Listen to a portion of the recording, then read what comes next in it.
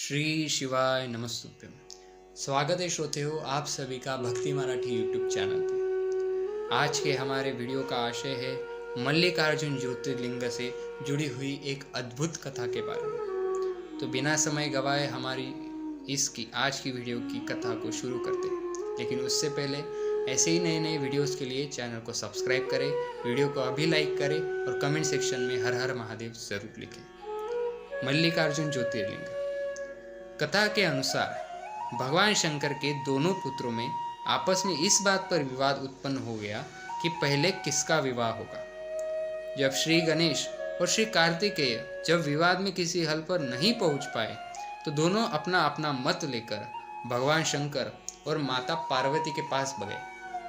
अपने दोनों पुत्रों को इस प्रकार लड़ता देख पहले माता पिता ने दोनों को समझाने की कोशिश की, परंतु जब वे किसी भी प्रकार से गणेश और कार्तिकेय भगवान को समझाने में सफल नहीं हुए तो दोनों ने दोनों के समान एक शर्त रखी। दोनों से कहा कि आप दोनों में से जो भी पृथ्वी का पूरा चक्कर सबसे पहले लगाने में सफल रहेगा उसी का सबसे पहले विवाह कर दिया जाएगा। विवाह की यह शर्त सुनकर दोनों को बहुत प्रसन्नता हुई।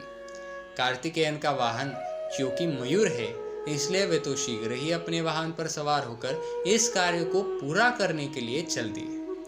परंतु समस्या श्री गणेश जी के सामने आई। उनका वाहन मूषक है और मूषक मंद गति जीव है। अपने वाहन की गति का विचार आते ही श्री गणेश समझ गए कि वे इस प्रतियोगिता में इस वाहन से तो नहीं जीत सकते। लेकिन श्री गणेश है चतुर्बुद्धि, तभी तो उन्हें बुद्धि का देव स्थान प्राप्त है।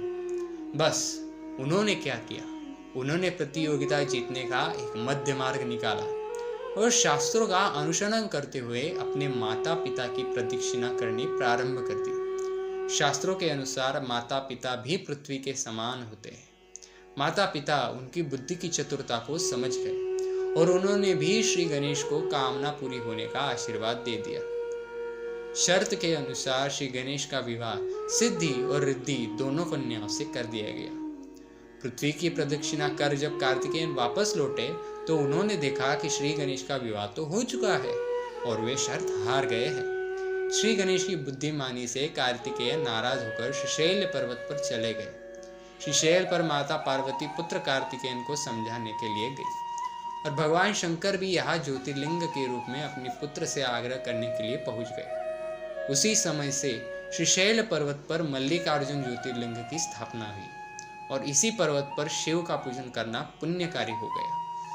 श्री मल्लिकार्जुन मंदिर निर्माण कथा इस पौराणिक कथा के अलावा भी श्री मल्लिकार्जुन ज्योतिर्लिंग के संबंध में एक कविदंत भी प्रसिद्ध है। कविदंती के अनुसार एक समय की बात है। श्रीशैल पर्वत के निकट एक राजा था जिसका नाम चंद्रगुप्त था। उस राजा की एक कन्या थी।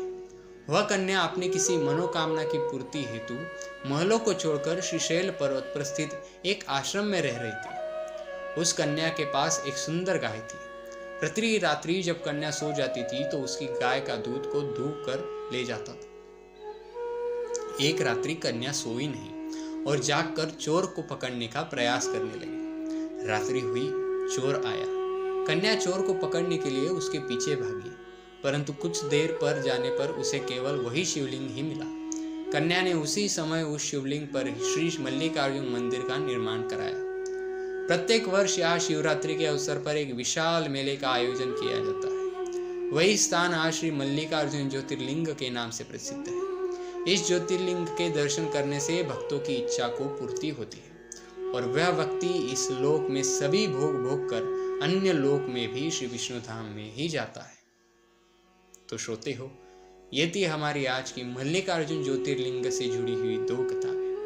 मिलते हैं अगली वीडियो में महाकालेश्वर ज्योतिर्लिंग से मिली हुई एक अद्भुत कथा के साथ।